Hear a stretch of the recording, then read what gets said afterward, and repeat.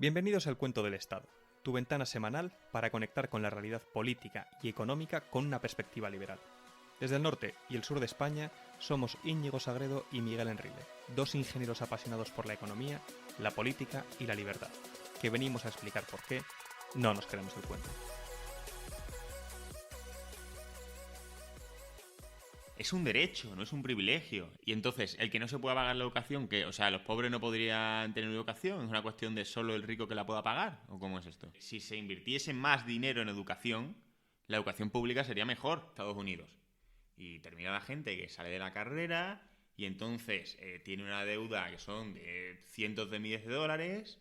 Hola Íñigo, ¿qué tal? ¿Cómo estás? ¿Qué tal, Miguel? ¿Cómo estás? Pues muy bien, aquí con ganas de hacer ya el tercer capítulo de este podcast. Efectivamente, sobre la educación privada, educación pública, un tema controvertido, ¿verdad? Ese es el tema que nos trae Íñigo. Pero la verdad que hemos recogido feedback y queríamos daros antes un poco el resumen de lo que nos habéis dicho y agradeceros muchísimo que hayáis tomado el tiempo de escucharnos y de decirnos cómo podríamos mejorar. Uno de los primeros puntos que nos ha llegado es un poco explicar la idea de qué es el cuento del Estado, porque nos hemos llamado el cuento del Estado. El cuento, básicamente, es que desde pequeño nos cuentan un cuento, nos hacen una educación que hace que no cuestionemos nada, ni el estado de bienestar, ni el status quo. Lo que hay es perfecto como hay y entonces se podría modificar un poquito. Nos hemos dado cuenta de que esto no es así. Desde pequeño, cuando estás en el colegio, estás estudiando en sociales y te cuentan la historia de España, la seguridad social, el sistema de sanidad, como la única manera posible de hacer las cosas. Y así se van legitimando para que no seas consciente de los enormes atracos que hacen día a día. Son herramientas para legitimar sus estructuras. Y ese es el cuento que no nos creemos. Sí, efectivamente. O sea, al final nosotros teníamos esta idea intuitiva, incluso en la universidad, de que no estaba bien que se robara con violencia el trabajo de otros. Pero pensábamos, bueno, es que si no la gente moriría de hambre, no tendría educación, morirían en la calle por no tener sanidad. Al final, la idea intuitiva de que el robo con violencia está mal es una idea intuitiva, pero es complejo a veces encontrar los argumentos. Nuestra intención es poder facilitar estos argumentos a todos los que estén escuchando y aprecien la libertad. Al final es una bonita casualidad, incluso hay gente que dice algo divino, que la libertad y la prosperidad vayan de la mano. O sea, que yo creo que debemos aprovecharlo. Y actualmente, lamentablemente, las ideas estatistas, socialistas, socialdemocracia, etcétera, están ganando y el liberalismo y la libertad está perdiendo por goleada frente al comunismo, socialismo, socialdemocracia. Entonces queremos intentar dar la vuelta a esto y empezar a ganar esta batalla de las ideas. También nos han preguntado qué es el liberalismo, qué es lo que defendemos nosotros, ¿no? Un poco. Sí, o sea, estamos aquí criticando todo, pero ¿qué nos gustaría a nosotros? Entonces vamos a explicar un poco más qué es el liberalismo. El liberalismo, la definición que vamos a usar es el respeto irrestricto al proyecto de vida del prójimo basado en el principio de no agresión y en defensa del derecho a la vida, a la libertad y a la propiedad. En esencia, la libertad se entiende como no interferencia. Uno tiene libertad cuando no interfieren en su proyecto de vida. La libertad no es que tenga libertad para que me den cosas, sino para que no interfieran en mi proyecto de vida. También queremos agradecer el feedback que nos han dado, que esto lo ha escuchado conocidos nuestros, que igual inicialmente no están tan de acuerdo con lo que planteamos, pero un feedback muy bueno que nos han dado y que vamos a hacer es hacer preguntas más difíciles. Es decir, cuando uno esté haciendo el podcast, el otro va a ir con las preguntas que, a nada que estés 5 minutos hablando del tema, son preguntas que nos termina pasando un poco con las ideas. Nuestras ideas son fáciles de atacar y difíciles de defender. Pues vamos a hacer esas preguntas incómodas que suelen salir en conversaciones. Y finalmente, una petición que os queremos hacer es que si alguien nos escucha y no nos conoce, es decir, no conoce a Íñigo Sagredo o Miguel Enrile, nos ilusionaría muchísimo recibir feedback de una persona que sea completamente imparcial. Por favor, aquí nos podéis escribir a elcuentodelestado@gmail.com y cualquier cosa nos vale. No tiene que ser muy, ¿sabes? Ni muy argumentado, ni muy largo. Nada, es decir, me gusta, no me gusta, cambia esto, lo otro. elcuentodelestado@gmail.com.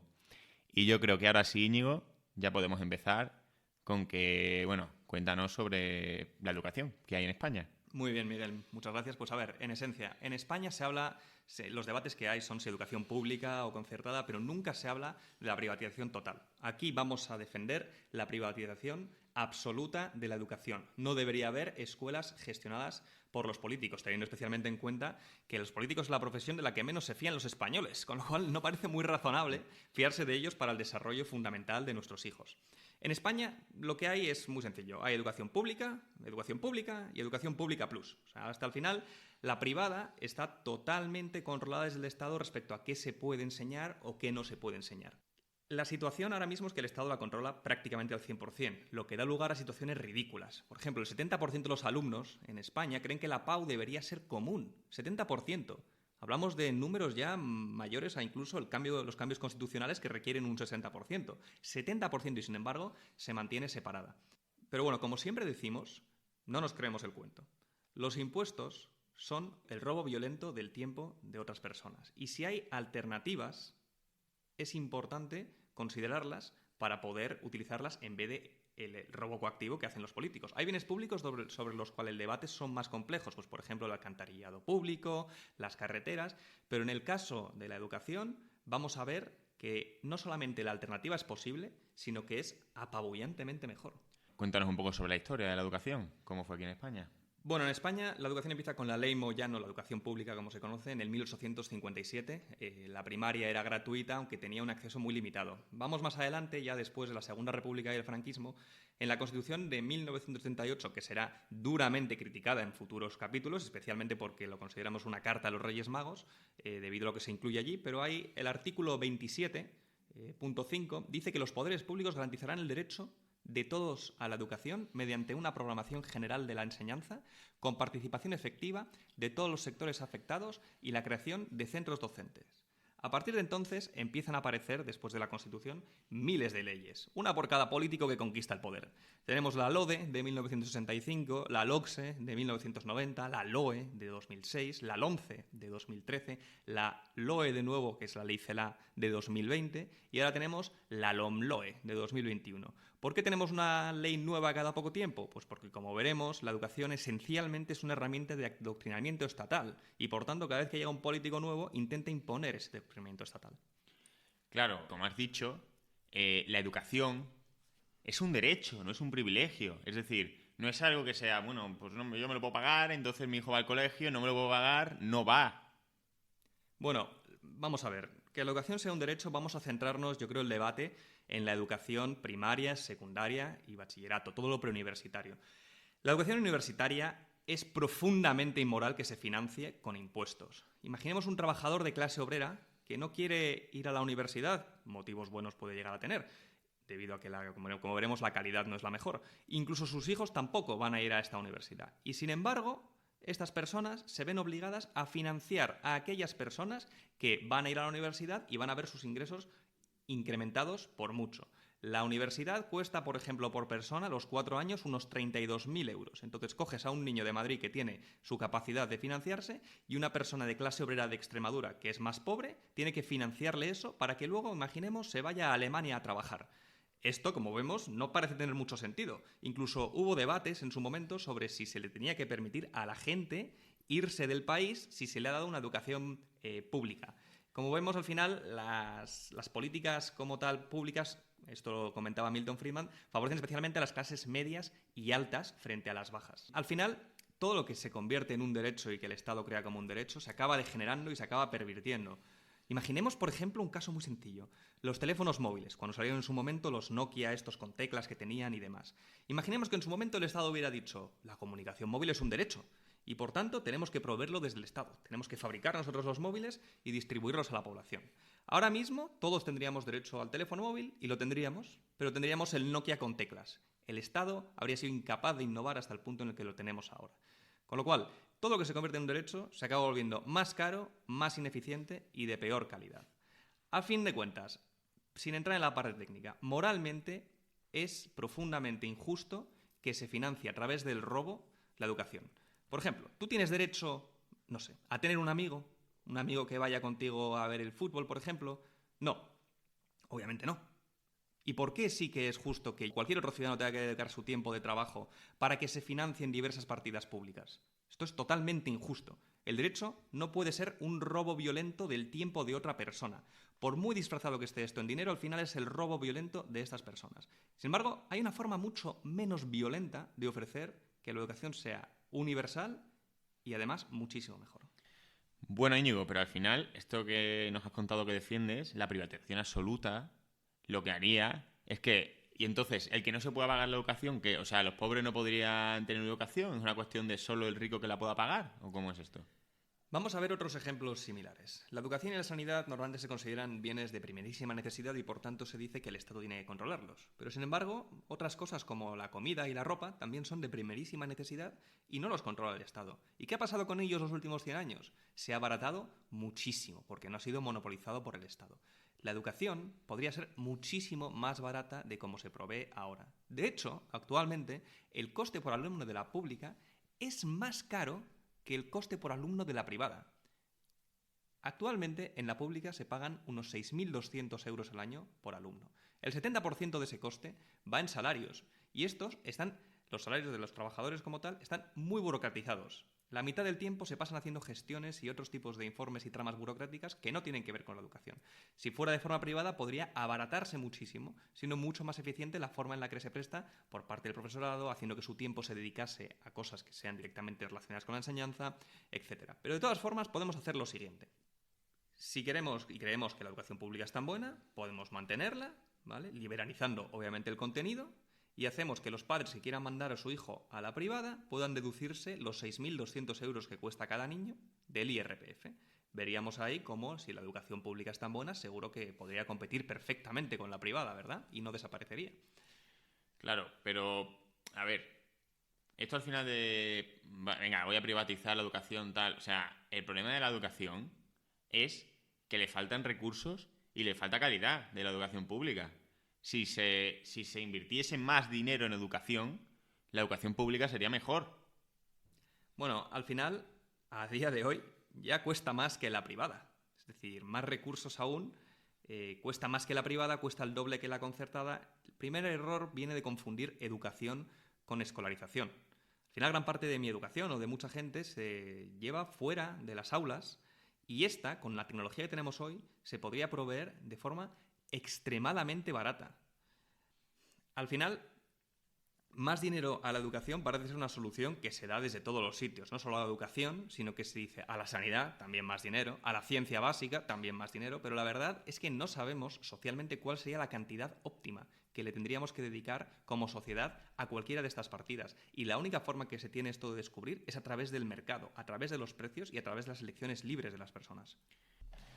Vale, bueno, y entonces, pero el tema de el contenido de la educación y tal, en un sistema privado, porque, a ver, la educación, los contenidos que están ahora con el sistema público, pues ya están bastante bien, ¿no? Es decir, la gente sale aprendiendo las cosas.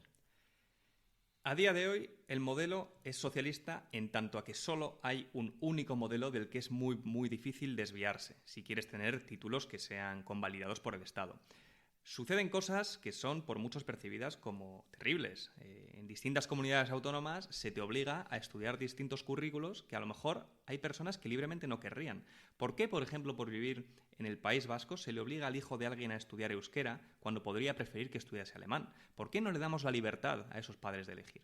Vemos al final la educación como algo estático, algo fijo y que solo hay una posible educación. Pero la realidad es que la educación, como cualquier otra cosa en el mercado, es un proceso de descubrimiento. No sabemos si es mejor tener más deberes o menos deberes, no sabemos si es mejor tener una educación más práctica o más teórica, una educación que esté distribuida a lo largo de más tiempo o menos tiempo, basada en la memorización o en la deducción y el pensamiento crítico. No sabemos exactamente cuál sería este modelo y la única forma de converger hacia modelos que sean específicos para cada una de las personas es a través del mercado. Claro, pero al final la educación pública lo que garantiza es una base de igualdad que, bueno, vale, igual es cara, igual no está bien, pero partimos de un punto de partida común, ¿no?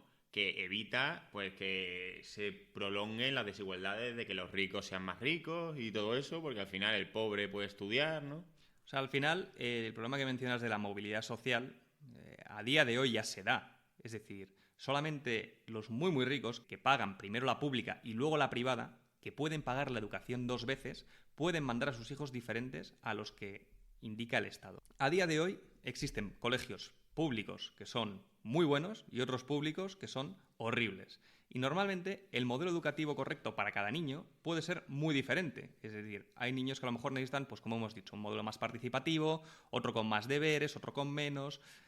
Podría haber educación específica ajustada a las necesidades de cada uno de los niños. Entonces, al final uno se pregunta, ¿a dónde mandan los políticos a sus hijos, por ejemplo?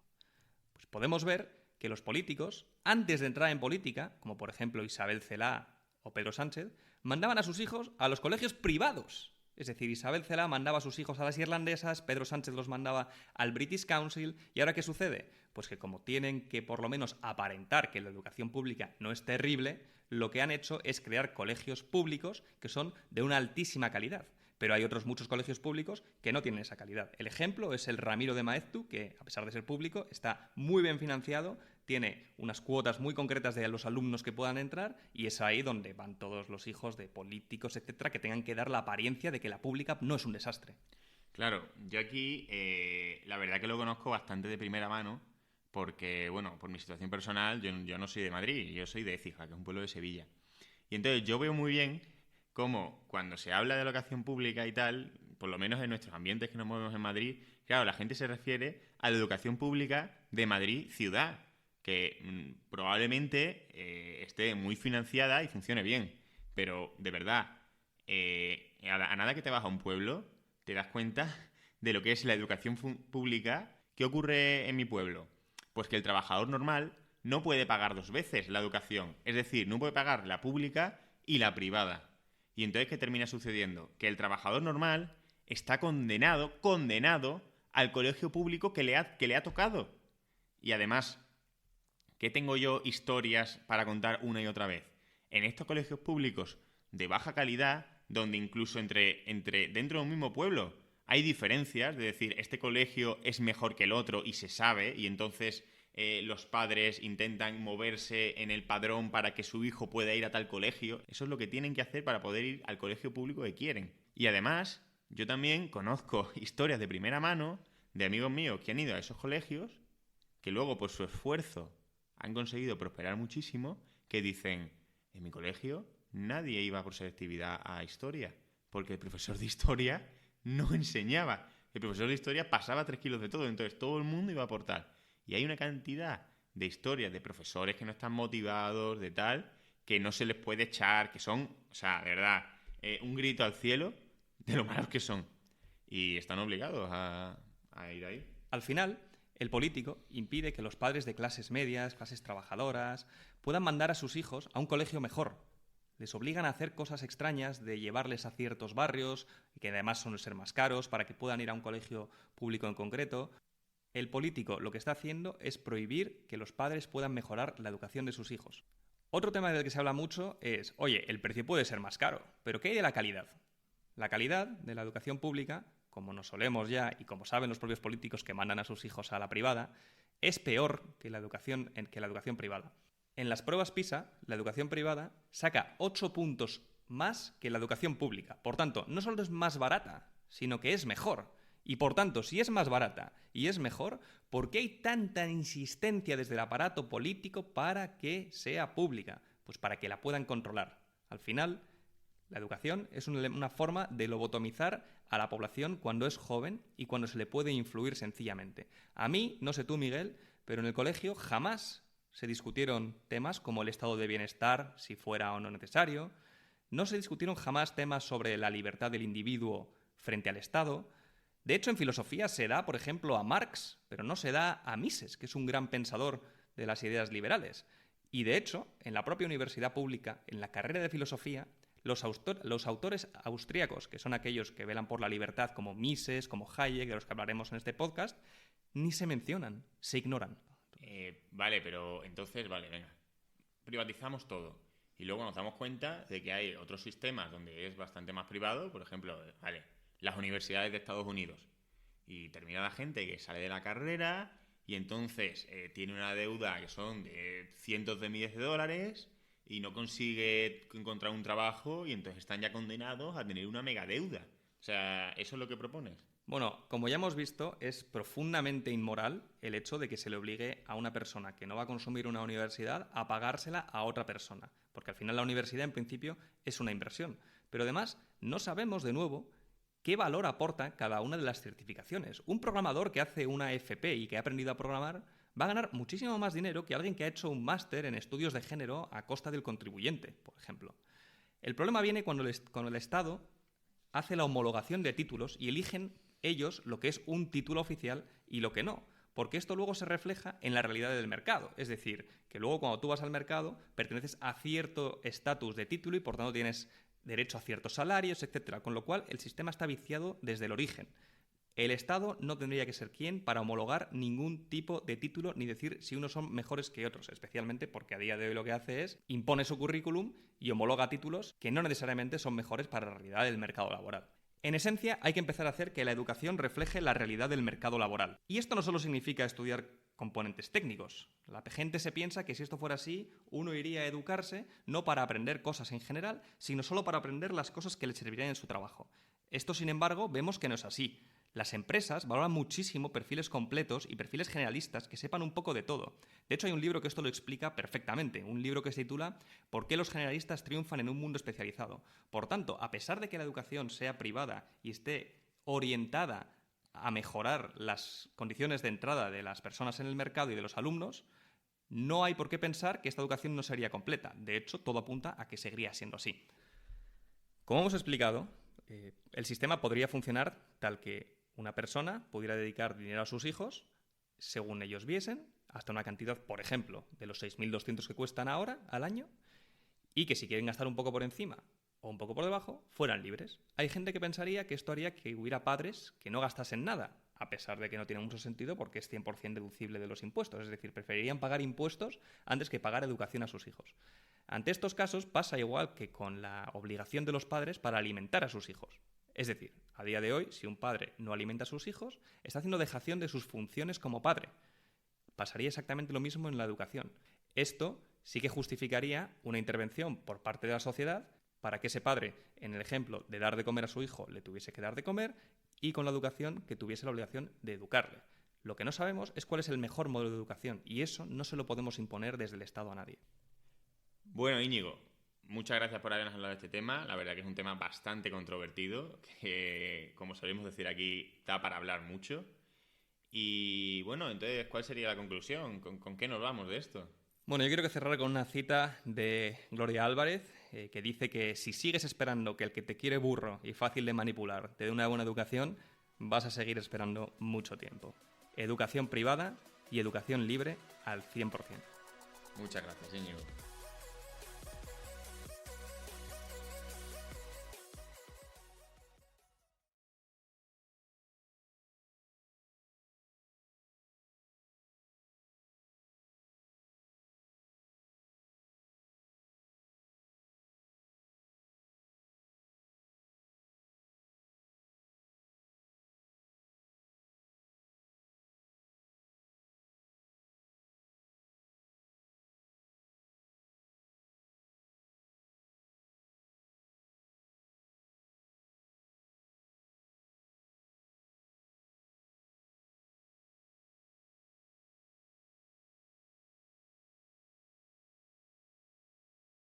Afectados y la creación de centros docentes.